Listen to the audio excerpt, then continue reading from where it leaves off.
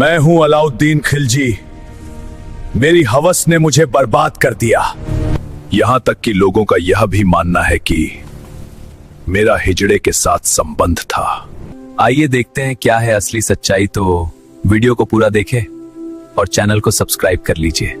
इतिहास के पन्नों को जब हम पलटते हैं तो कुछ नाम वीरता के लिए याद किए जाते हैं और कुछ अपनी क्रूरता के लिए, लेकिन एक नाम ऐसा है जो इन दोनों का मिश्रण था, अलाउद्दीन खिलजी। वह केवल एक सुल्तान नहीं था, वह एक तूफान था जिसने पूरे हिंदुस्तान की सियासत को बदल कर रख दिया। अलाउद्दीन, जिसके बचपन का नाम अली गुरशास्प था, एक ऐसा शख्स था जिसकी महत्वाकांक्षाओं की कोई सीमा नहीं थी। उसके लिए रिश्ते, वफादारी और खून की कोई अहमियत नहीं थी। अगर उसके सामने तख्त-ए-दिल्ली खड़ा हो, इस महागाठा की शुरुआत होती है उस धोखे से जिसने दिल्ली की बुनियाद हिला दी थी। साल 1296 का वह मनहूस दिन, जब गंगा के किनारे कड़ा मानिकपुर में अलाउद्दीन ने अपने सगे चाचा और ससुर सुल्तान जलालुद्दीन खिलजी को गले लगाने के बहाने बुलाया। जलालुद्दीन, जो अलाउद्दीन को अपने बेटे से बढ़कर चाहता था, निहत्था उससे मिलने पहुंचा। जैसे ही दोनों गले मिले, अलाउद्दीन के इशारे पर उसके सैनिकों ने सुल्तान की पीठ में खंजर उतार दिया। जलालुद्दीन की चीखें गंगा की लहरों में कहीं खो गईं और उसके कटे हुए सिर को भाले पर टांग कर पूरे लश्कर में घुमाया गया। ये केवल एक राजा की हत्या नहीं थी, ये खिलजी वंश के उस दौर की शुरुआत थी जहां ताकत ही एकमात्र कानून था। अलाउद्दीन ने दिल्ली की गद्दी संभालते ही अपने विरोधियों का सफाया करना शुरू किया। उसने सोने और चांदी की ऐसी बारिश की कि दिल्ली की जनता सुल्तान के खून को भूल गई। लेकिन अलाउद्दीन जानता था कि साम्राज्य को चलाने के लिए केवल सोना काफी नहीं है, उसे ऐसी तलवार चाहिए थी जो कभी न टूटे। और यहीं से शुरू होती है 1000 दीनारी की दास्तान। साल 1299 में अलाउद्दीन ने अपने दो सबसे भरोसेमंद कमांडरों उल्लूक खान और नुसरत खान को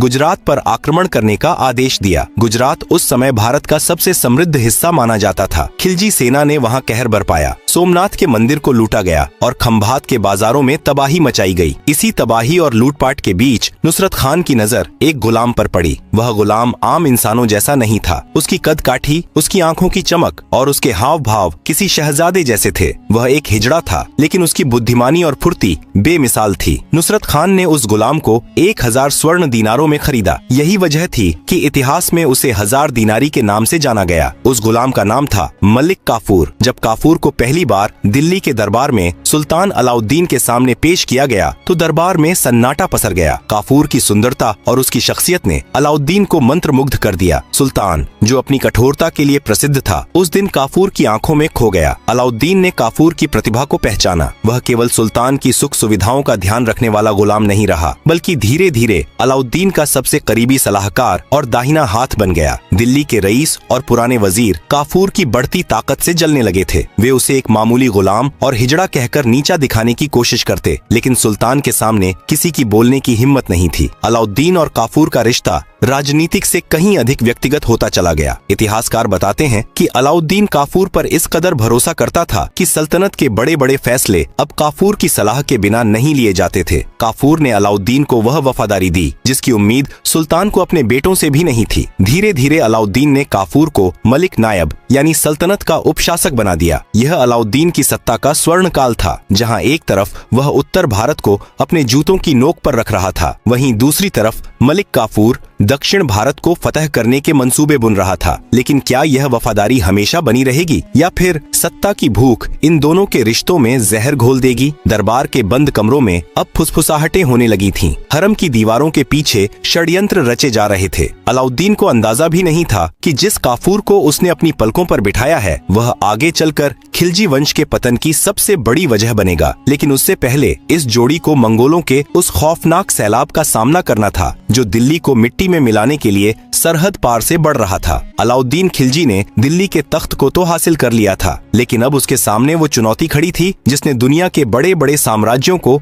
मिट्टी में मिला दिया था। मंगोल। चंगेज खान के वंशज मंगोल घोड़ों पर सवार एक ऐसी आंधी थे जो जहाँ से गुजरते थे वहाँ केवल लाशों के ढेर और राख बाकी रह जाती थी। साल 1298 से 1306 के बीच मंगोलों ने एक के बाद एक दिल्ली पर कई हमले किए। मंगोलों का खौफ ऐसा था कि लोग रात भर जागकर पहरा देते थे, लेकिन अलाउद्दीन के पास एक ऐसा सेनापति था जिसका नाम सुनकर मंगोलों के घोड़े पानी पीना छोड़ देते थे, जफर खान की बहादुरी की कहानियां आज भी इतिहास में दर्ज हैं। किली की लड़ाई में जफर खान ने मंगोलों की विशाल सेना को ऐसे खदेड़ा कि मंगोल सरदारों के मन में खिलजी सेना का खौफ बैठ गया। हालांकि इसी लड़ाई में जफर खान वीरगति को प्राप्त हुआ, लेकिन उसने दिल्ली की सरहदों को मंगोलों के लिए अभेद्य बना दिया था। अलाउद्दीन ने मंगोलों को रोकने के लिए एक अभूतपूर्व रणनीति अपनाई। उसने दिल्ली के पास एक नया शहर और किला बसाया, जिसे सिरी का किला कहा जाता है। यह किला कोई साधारण निर्माण नहीं था। कहा जाता है कि इस किले की दीवारों में पकड़े गए मंगोल सैनिकों के सिर चिनवा दिए गए थे। यह सुल्तान की तरफ से दुनिया को एक संदेश था, जो दिल्ली की तरफ आंख उठाकर देखेगा उसका यही अंजाम होगा। सिरी के किले ने दिल्ली को एक सुरक्षा कवच दिया और यहीं से अलाउद्दीन ने अपनी बाजार नियंत्रण प्रणाली और सैन्य सुधारों को लागू किया। मंगोलों से निपटने के बाद अलाउद्दीन ने अपनी नजरें राजस्थान की वीर भूमि पर टिकाईं। यहाँ उसका सामना उन योद्धाओं से हुआ जिनके लिए सिर कट जाना मंजूर था, लेकिन झुकना नहीं। सबसे पहले बारी आई रणथंभौर की।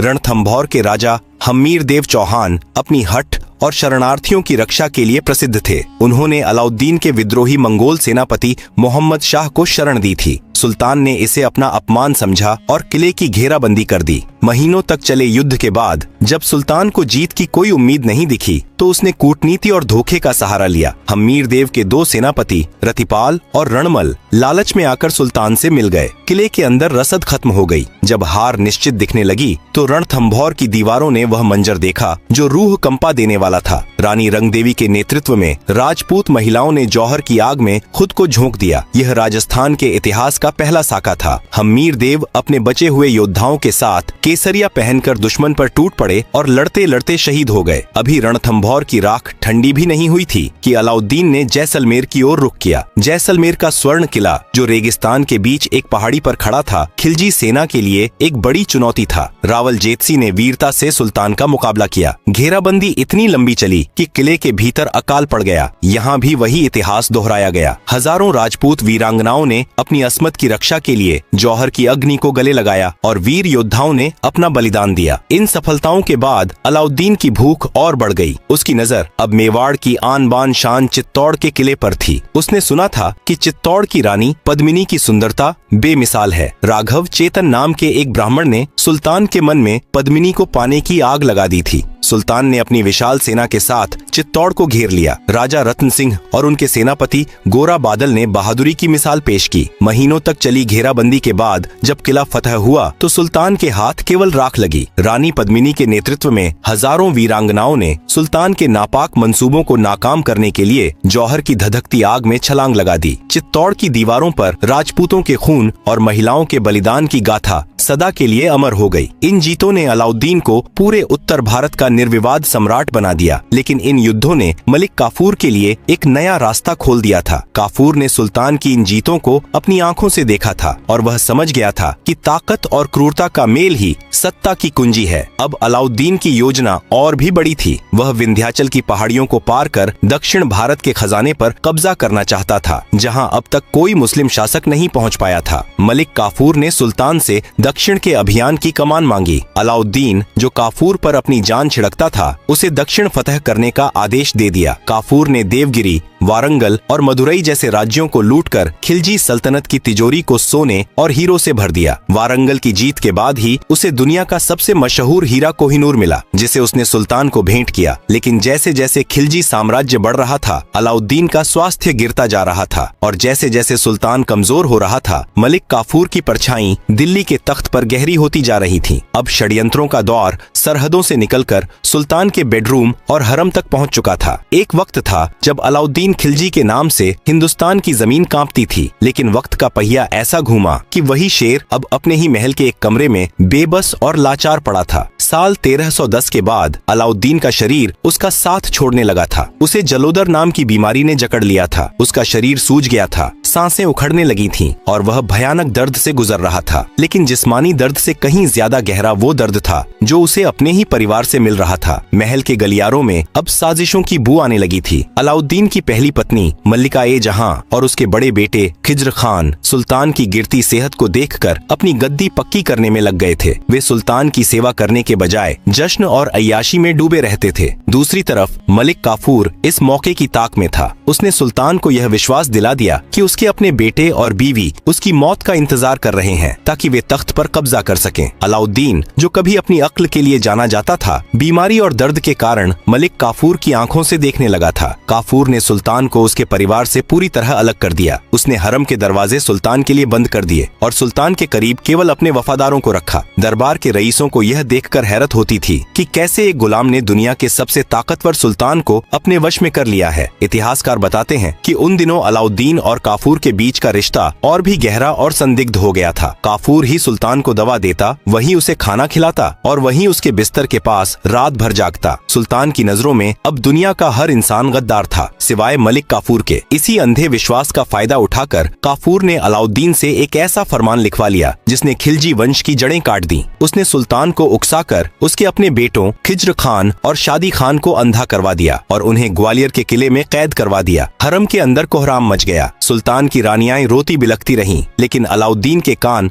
पत्थर के हो चुके थे। वह अपने ही खून का प्यासा बन बैठा था। काफूर ने सुल्तान की चहेती रानी देवला देवी को भी नहीं बख्शा। हरम की दीवारों ने वह जुल्म देखे जो शायद जंग के मैदान में भी नहीं हुए थे। सुल्तान की बीमारी का फायदा उठाकर काफूर अब धीरे धीरे खुद को सुल्तान के रूप में देखने लगा था। जनवरी 1316 की वह काली रात आ पहुंची जब दिल्ली के सुल्तान की आखिरी घड़ी करीब थी। महल में सन्नाटा था, केवल सुल्तान की कराहने की आवाजें आ रही थीं। कहा जाता है कि उस रात मलिक काफूर सुल्तान के सिरहाने बैठा था। कुछ इतिहासकार शक जताते हैं कि काफूर ने सुल्तान को जहर दे दिया था, जबकि कुछ का मानना है कि उसने जानबूझकर सुल्तान का सही इलाज नहीं होने दिया। 4 जनवरी 1316 को अलाउद्दीन खिलजी ने अपनी आखिरी सांस ली। सुल्तान की मौत की खबर मिलते ही काफूर ने सबसे पहले सुल्तान के असली वारिसों का रास्ता पूरी तरह साफ करने की कोशिश की। उसने अलाउद्दीन की लाश को आनन फानन में दफना दिया और सुल्तान के सबसे छोटे बेटे 6 साल के शहाबुद्दीन उमर को नाम मात्र का सुल्तान बना दिया। असली ताकत अब काफूर के हाथों में थी। वह मलिक नायब से अब सुल्तान का रक्षक बन गया था। लेकिन काफूर यह भूल गया था कि जिस तलवार के दम पर उसने सत्ता हासिल की है, वही तलवार एक दिन उसकी गर्दन पर भी होगी। अलाउद्दीन के वफादार अंगरक्षक और बाकी शहजादे अब काफूर के खून के प्यासे थे। दिल्ली की फिजाओं में अब एक नए खून खराबे की तैयारी हो रही थी। खिलजी साम्राज्य, जिसे अलाउद्दीन ने अपने खून पसीने से सींचा था, अब ताश के पत्तों की तरह ढहने वाला था। अलाउद्दीन खिलजी की मौत के बाद दिल्ली की गलियों में सन्नाटा तो था, लेकिन महलों के भीतर तलवारों की खनक तेज हो गई थी। मलिक काफूर ने सोचा था कि वह नन्हे शहजादे शहाबुद्दीन को ढाल बनाकर ताउम्र राज करेगा, लेकिन कुदरत को कुछ और ही मंजूर था। काफूर का शासन केवल 35 दिनों तक चला। अलाउद्दीन के वफादार अंगरक्षकों ने देखा कि कैसे काफूर खिलजी खानदान के चिरागों को एक एक करके बुझा रहा है। एक रात जब काफूर अपने कक्ष में सोया था, इन्हीं अंगरक्षकों ने उसके सीने में खंजर उतार दिया। 1000 दिनारी का अंत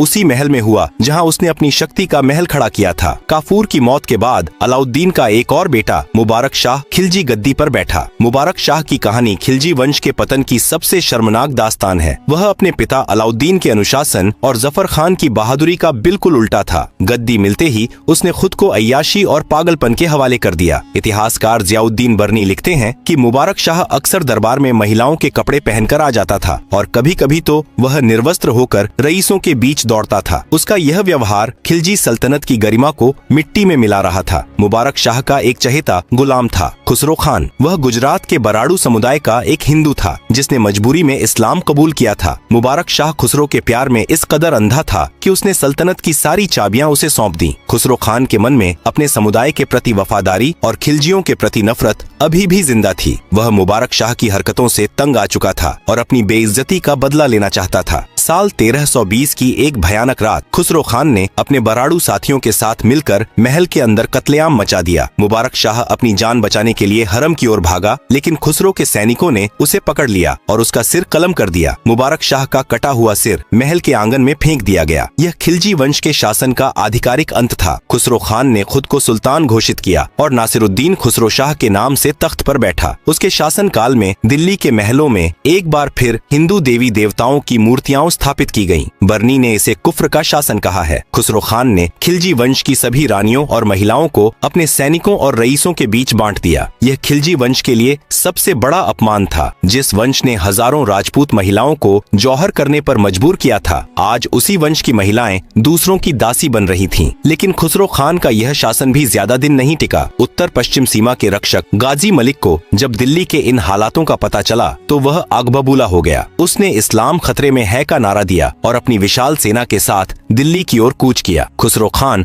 और गाजी मलिक के बीच दिल्ली के बाहर भीषण युद्ध हुआ। खुसरो खान बहादुरी से लड़ा, लेकिन गाजी मलिक के फौजी अनुभव के सामने वह टिक नहीं सका। खुसरो खान को पकड़ लिया गया और उसका कत्ल कर दिया गया। गाजी मलिक जब महल के अंदर दाखिल हुआ तो उसने देखा कि खिलजी वंश का कोई भी वारिस जिंदा नहीं बचा था। अलाउद्दीन के लगभग सभी बेटे और पोते या तो मार दिए गए थे या अंधे कर दिए गए थे। मजबूरन रईसों ने गाजी मलिक को ही सुल्तान चुन लिया और यहीं से तुगलक वंश की शुरुआत हुई। अलाउद्दीन खिलजी ने जिस साम्राज्य को अपनी क्रूरता और सिरी के किले की मजबूत दीवारों के पीछे सुरक्षित रखा था, वह उसकी मौत के मात्र 4 साल के भीतर ही पूरी तरह तबाह हो गया। खिलजी वंश का अंत इस बात का गवाह है कि जो साम्राज्य केवल डर और तलवार के दम पर खड़े होते हैं, वे अपनों के ही धोखे और आपसी नफरत की आग में जलकर राख हो जाते हैं। आज खिलजी वंश का नाम इतिहास की उन भूली बिसरी यादों में दफन है, जहां अलाउद्दीन की वीरता पर उसकी क्रूरता और उसके अंत की शर्मिंदगी हमेशा भारी रहती है।